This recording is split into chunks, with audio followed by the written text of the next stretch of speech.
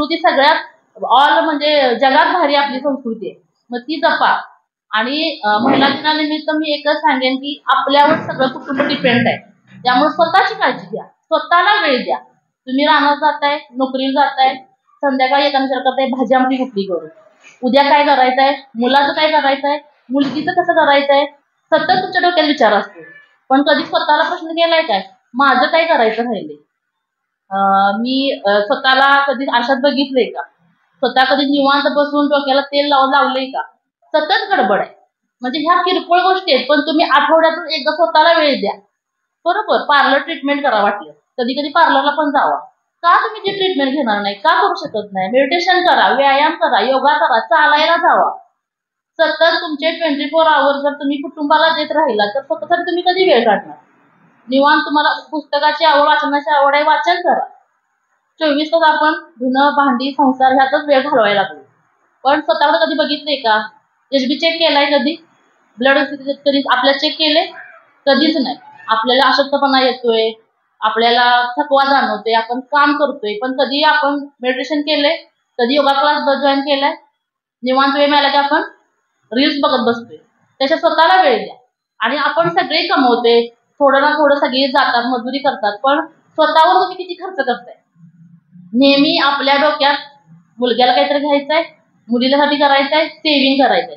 Saving हे स्त्रीच करू शकते, ते पुरुषाला जमत नाही एवढं. पण मला तर वाटतंय की त्यातला 2% का 5% का होईना खर्च स्वतःवर केला पाहिजे. आवडली एखादी साडी तर तुम्ही घेतली पाहिजे, ती स्वतःसाठीच जगा. आणि जे माझं ते पहिलं मत आहे ते स्वतःला जपा सगळ्यात. आता बघताय पुण्यात वगैरे किती प्रकरणं झालेत, त्यामुळं विश्वास दुसऱ्यावर किती ठेवायचा किंवा आपण किती फ्रँक वागायचं हे आपल्यावर डिपेंड आहे. त्यामुळं तुम्ही स्वतःला जपा. तर महाराष्ट्र शासन कृषी विभागातर्फे आपल्याकडे ज्या फळबाग लागवड योजना आहेत त्या त्यामध्ये बांबू लागवड आहे, आंबा, पेरू, चिकू हे आपण लावू शकतोय. त्यामध्ये परत महाडीबीटी म्हणजे यांत्रिकरण योजना आहे, त्यामध्ये tractor, power tiller, power weeder जी अवजारं आहेत त्याला सबसिडी आहे 50% 45%. ते ऑनलाईन तुम्ही फॉर्म भरू शकताय आणि त्यात तुम्हाला लॉटरीमध्ये लागल. आता आपल्या गावात तानाजी मोहितेला ट्रॅक्टर लागलाय, दुसरेवाडीत एक ट्रॅक्टर लागलाय, त्याला 1,25,000 रुपये अनुदान आहे. त्यामुळे ते शासन आपल्याला काही 10% रक्कम, 50% रक्कम अनुदान देत आहे. त्याचप्रमाणे प्रधानमंत्री सूक्ष्म अन्न प्रक्रिया उद्योग ही एक योजना आहे आपल्याकडे, या वर्षीचं लास्ट वर्ष आहे. त्यामध्ये जे काही इन्क्लूड म्हणजे उद्योग आहेत त्याची माहिती आपले स्वप्नील सुतार सर आपल्याला पूर्णपणे सांगतील. महिलांनी उद्योजक होण्यासाठी आज महिला दिनानिमित्तचा योग साधून आपण इथं स्वप्नील सुतारांना बोलवलं आहे. सर्वात प्रथम मी त्यांचं आपल्या चरण ग्रामस्थातर्फे स्वागत घेते आणि त्यानंतर त्यांना मी त्यांचं जे काही उद्योगासंबंधित माहिती आहे सगळ्यांनी व्यवस्थित ऐका. आणि मी तर म्हणते की एक 5-10 जण तयारच व्हा या उद्योगासाठी. तर मी स्वप्नीलला सांगते की तुम्ही ती माहिती सांगा. थँक्यू.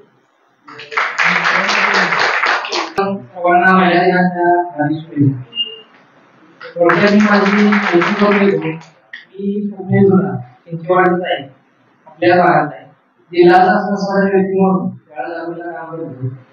तर आपण आता बघत आहात म्हणजे पुरुषांबरोबर महिला कमी पडत नाही, पुरुषांच्या खांद्याला काम करत आहेत. मग महिलांनी उद्योजक व्हायला काय अर्थ नाही आणि पुरुषांच्या बरोबर सर्व क्षेत्रात काम करत आहे. उद्योजिका जरी झाल्या तर ते चांगल्या पद्धतीने काम करू शकतात असं मला वाटते. थोडक्यात केंद्र शासनाची एक योजना आहे, कृषी विभागामार्फत केंद्र शासनाची योजना आहे. या योजनेचं नाव आहे PM प्रधानमंत्री सूक्ष्म अन्न प्रक्रिया उद्योग.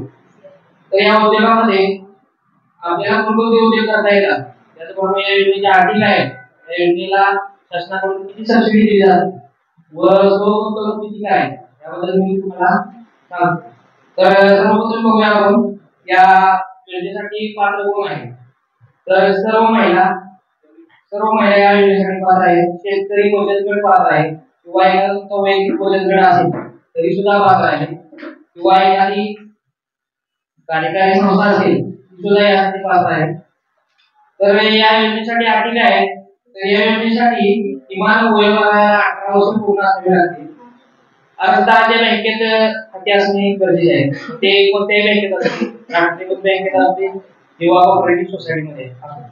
होत्या ते आले म्हणजे आपण सिरियल म्हणतो ते सुद्धा चांगलं असणे यासाठी गरजेचं आहे. तर अर्जदारांना स्वतः 10% रक्कम या योजनेसाठी गुंतवायची. म्हणजे साधारण समजा 1 लाखाचा प्रोजेक्ट असला तर तुम्ही 1 लाखाच्या प्रोजेक्ट मध्ये 10,000 रुपये फक्त गुंतवायचे आणि बाकीचे पैसे बँक तुम्हाला कर्ज स्वरूपात देणार आहे. आणि त्या संपूर्ण गुंतवलेल्या रकमेला म्हणजे 1 लाख रुपयाला 35% सबसिडी तुम्हाला मिळणार आहे. आता यामध्ये तुम्हाला उद्योग कोणते तुम्ही करू शकता त्याबद्दल मी तुम्हाला सांगतो. यामध्ये दूध प्रक्रिया उद्योग तुम्ही करू शकता. त्यामध्ये खवा, बर्फी, पेढे, श्रीखंड, आम्रखंड, पनीर असे विविध जे दुधापासून काही प्रोडक्ट बनवतात तुम्ही यामध्ये बनवू शकता. त्यासाठी लागणारे सर्व मशिनरी असतील, त्याचबरोबर यासाठी लागणाऱ्या पिशव्या असतील, ब्रँडिंग असेल, पॅकेजिंग असेल, हे सगळी मदत शासन तुम्हाला करणार आहे. त्यानंतर मसाले उद्योग तुम्ही घरगुती सुद्धा करू शकता. यामध्ये चटणी मसाला असेल, कांदा मसाला असेल, म्हणजे तुम्ही मसाल्यामध्ये जी कोणती प्रक्रिया करू शकता किंवा एखादा तुमच्या नावात स्वतःचा नवीन मसाला बाजारात तयार करू शकता. त्यामध्ये लागणाऱ्या मसाले असतील किंवा इतर काही साधने असेल याची माहिती किंवा कोणकोणत्या तुमच्या प्रोसेसिंग युनिटला मशिनरी लागतील याची सुद्धा माहिती आपण तुम्हाला करून देणार आहे. त्यानंतर दुसरा उद्योग आहे चटणी प्रक्रिया. आता शेंगदाणा चटणी, खोबरे चटणी अशा सुद्धा तुम्ही चटण्या करून पॅकेजिंग करून मार्केटमध्ये विकू शकता. त्यानंतर तेल प्रक्रियेचा उद्योग सुद्धा यामध्ये येतो. त्यामध्ये तुम्ही शेंगदाणा, सोयाबीन म्हणजे ज्या तेल बियापासून तेल बनते त्यापासून तेल बनवून ते तुम्ही बाजारात विकू शकता. त्यानंतर आता चायनीज सेंटर असतील किंवा हॉटेल्स असतील त्यामध्ये मोठ्या प्रमाणात केचप लागतात म्हणजे सॉस लागतात. त्यामध्ये टोमॅटो सॉस, पल्प म्हणा, फ्रुटी म्हणा, जॅम म्हणा, जेली म्हणा अशा पद्धतीचे तुम्ही बाय प्रोडक्ट बनवून तुम्ही बाजारात विकू शकता.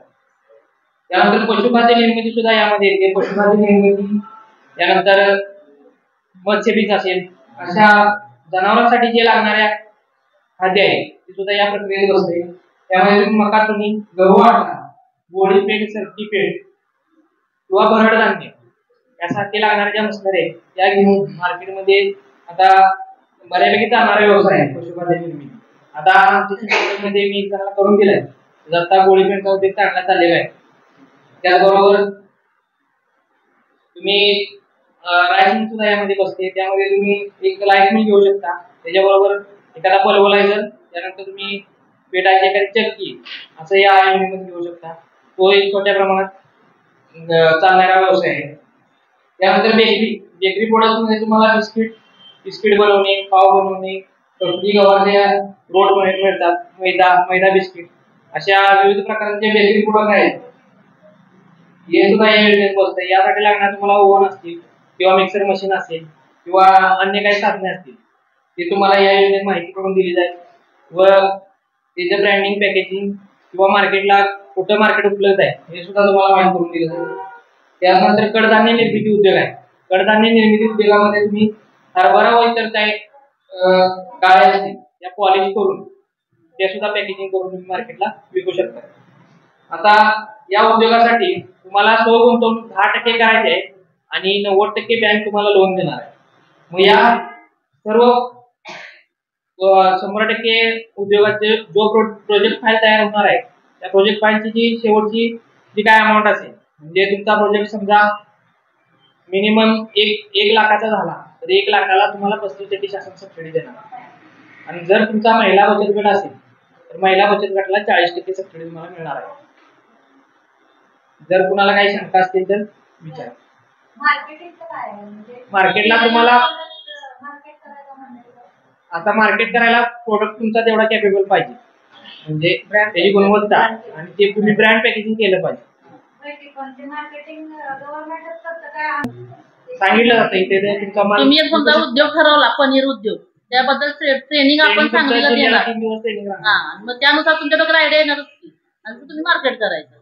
फक्त त्या उद्योगाला 35% अनुदान आमच्याकडे देणार आहे.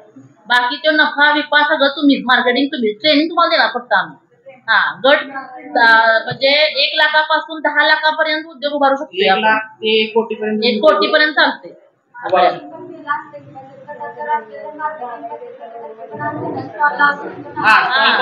तुम्ही करू शकताय. कृषी विभागावर आपण स्टॉल पण लावू शकतोय. पुणे मुंबईला तुम्ही ते करू पण शकताय.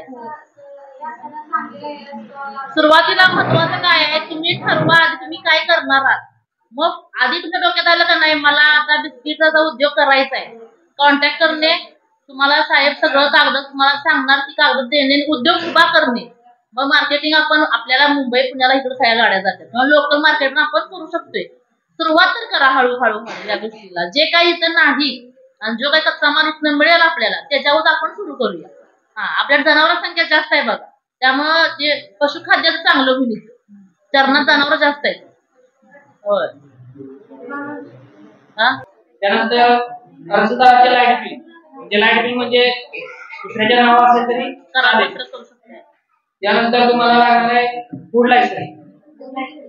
फूड लायसन्स लागणार आहे. ते काढायचं आम्ही मदत करतोय. फूड लायसन्स उद्योग आधार काढायचं आम्ही मदत करतोय. 6 महिन्याचे बँकेचे स्टेटमेंट म्हणजे मागील 6 महिन्याचे बँकेत झालेली व्यवसाय ठिकाणाचा जागेचा उतार. जर स्वतःची जागा नसेल दुसऱ्याची असेल तर त्यांचे संमतीपत्र तुम्हाला लागेल. म्हणजे मी हा व्यवसाय यांच्या जागेत करत आहे म्हणून आणि यांची काय हरकत नाही म्हणून असं संमतीपत्र लागेल. त्यानंतर व्यवसायासाठी ज्या आवश्यक मशिनरी आहेत ज्या आपण घेणार आहे त्याचं कोटेशन लागेल आपल्याला सुरुवातीला. म्हणजे बँकेत जमा करण्यासाठी कोटेशन लागते. त्यानंतर तुम्ही जर बांधकाम करणार असेल तर बांधकाम एस्टिमेट सुद्धा यामध्ये बसते. त्यानंतर उद्यम आधार किंवा 2 वर्षाची 3 वर्षाची तुमच्याकडे आयडिया फाईल असेल ती सुद्धा या योजनेसाठी चालते, नसेल तरीही चालते. एवढीच कागदपत्रे आपल्याला लागणार आहेत. ही कागदपत्रे जमा केल्यानंतर आपण तुम्हाला डिटेल प्रोजेक्ट रिपोर्ट बनवून देतोय.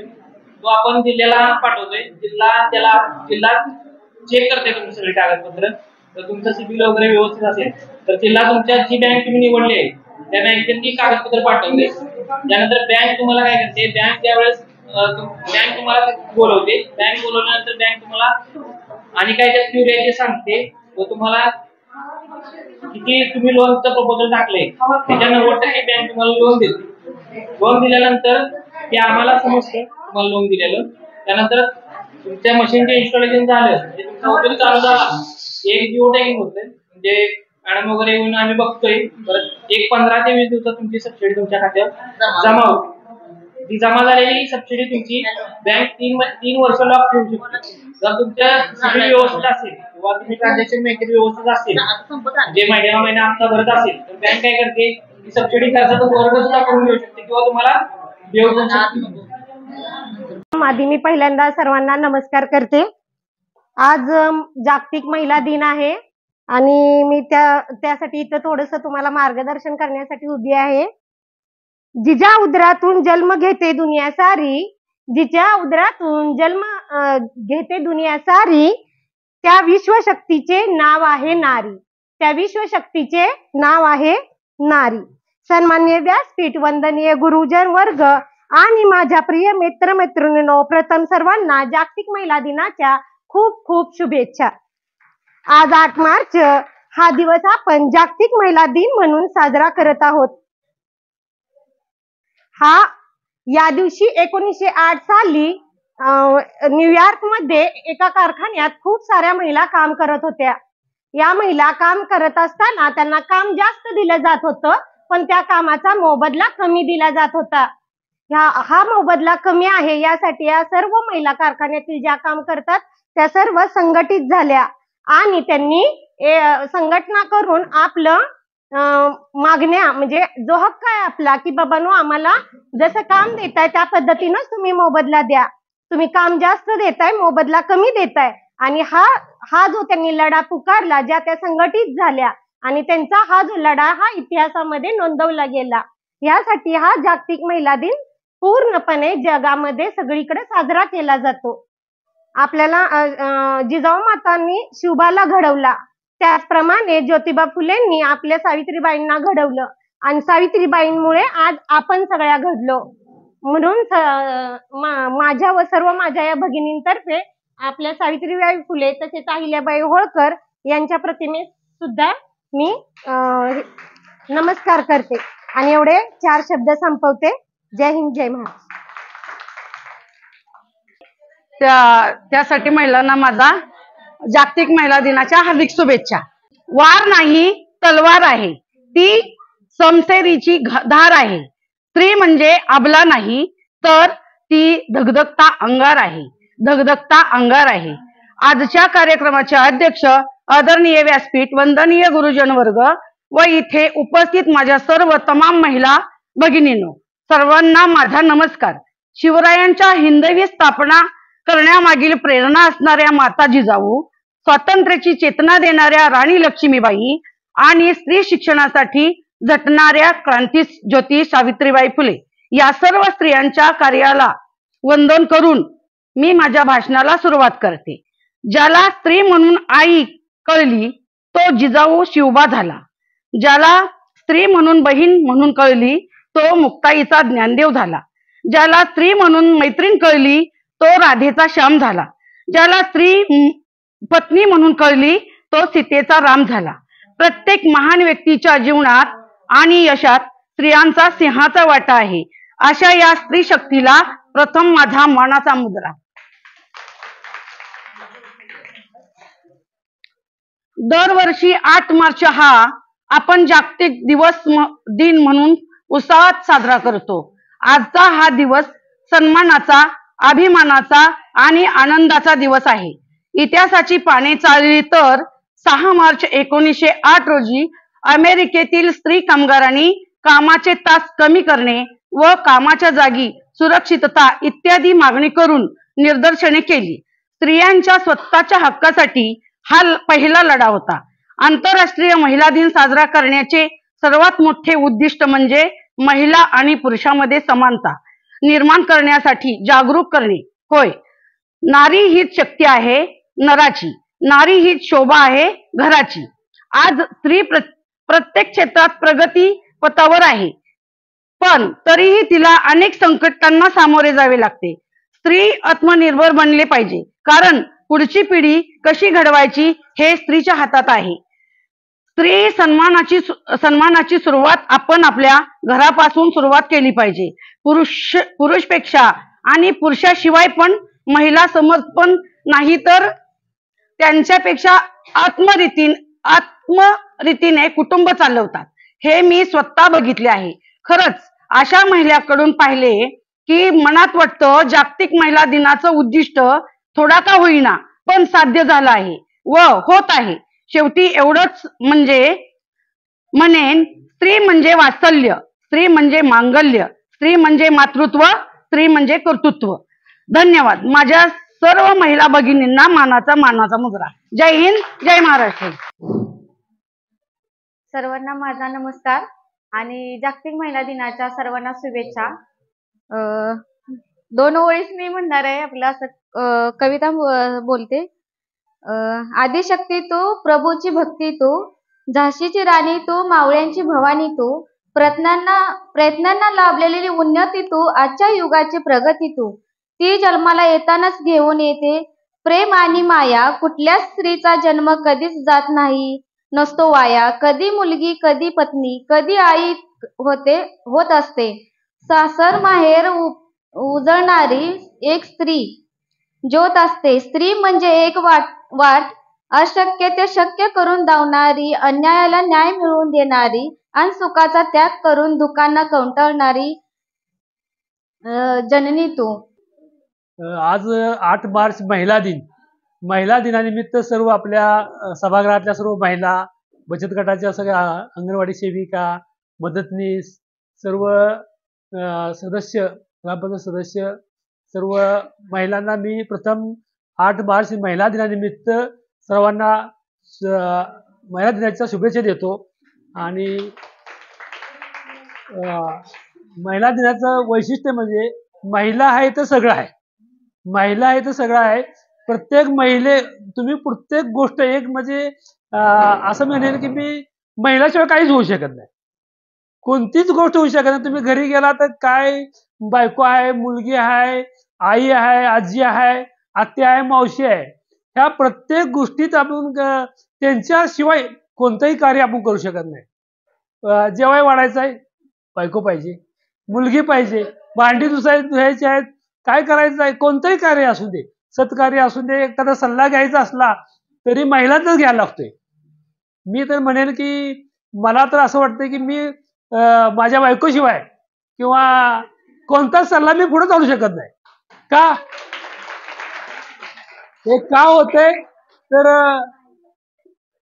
एकला आपला एक उजवा हात म्हणा किंवा डावा हात म्हणा ही महिलाच आहे. महिलेशिवाय काही सुद्धा होऊ शकत नाही, हे त्रिकालाबाधित सत्य आहे. तरी सुद्धा सर्वांनी महिलांनी प्रत्येक आपल्या घरातल्या प्रत्येक आजी आजोबा ह्या सगळ्यांचा विचार करून त्यांना मान सन्मान दिला पाहिजे, नवऱ्याला मान सन्मान दिला पाहिजे, आपल्या मुलाबाळांना दिला पाहिजे, चुलते असून दे या व्यवहारातनं सगळे राहिलं पाहिजे. आणि त्यानिमित्तानं सगळ्यांना मी पुन्हा एकदा शुभेच्छा देतो.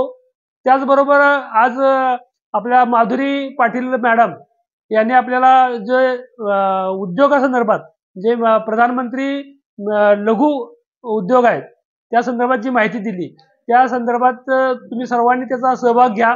बचत गटामार्फत 1,00,000, 2,00,000, 3,00,000पर्यंत तुम्हाला कर्ज मिळते आणि ते छोटे छोटे उद्योग ते तुम्ही मार्गी लावावेत. बचत गटामार्फत किंवा वैयक्तिक सुद्धा करू शकताय तुम्ही ते मार्गी लाव. पापड उद्योग आहे, चटणी मसाला आहे, मसाले आहेत किंवा असे भरपूर उद्योग आहेत. त्या उद्योगाचं मार्गदर्शन घेऊन तुम्ही ते मार्गी लावावे एवढाच मी या निमित्तानं बोलेन. धन्यवाद. या ठिकाणी 8 मार्च 2025 रोजी जागतिक महिला दिनानिमित्त ग्रामपंचायत कार्यालयामध्ये महिला मेळाव्याचं आयोजन करण्यात आले होते. या मेळाव्यामध्ये माधुरी पाटील याचबरोबर स्वप्नी सुद्धा या कृषी विभागाच्या अधिकाऱ्यांनी लघु उद्योगासंदर्भात माहिती व मार्गदर्शन केले. त्याचबरोबर प्राथमिक आरोग्य केंद्राचे प्रतिनिधीमधून आशा सेविका रेखाताई वाघमारे यांनी महिलांच्या आरोग्याविषयी माहिती दिली.